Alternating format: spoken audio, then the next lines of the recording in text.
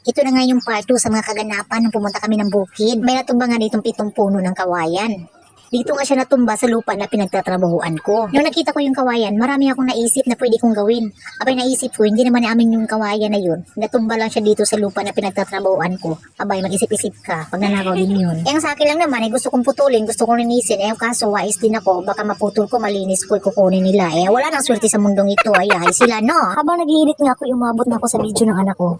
Laking gulat ko nung nakita ko yung itak na gamit niya. Hindi ko nga muna tinapos yung pag-edit at tinawag ko muna siya, sinabihan ko next time na huwag naman yung itak yung gamitin mo. Nakita ko naman na parang may ginagawa siya pero hindi ko naisip na yung malaking itak yung talagang ginagamit niya.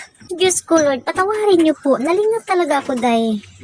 At makikita mo dyan sa video na napakasimple lang ang paghawak niya sa itak. Kinakatakutan ko kasi, yan ang itak na bago kong bili. Noon 1 linggo pa, magdadalawang linggo pa yan. Hindi ko pa yan nagamit sa ano pang bagay. Eh, nagpasalamat man ako kay Lord na wala talagang nangyari na nasugatan ba, ganun ba? Inasanay naman ako na marunong talaga silang humawik ng mga sanggot, ng mga itak, ng mga bolo, ganun ba?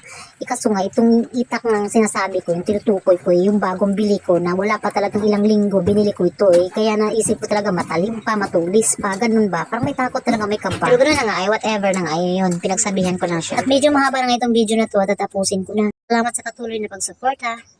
At bago nyo tapusin ay pakinggan nyo muna ang awiting handog ng aking anak habang umuulan.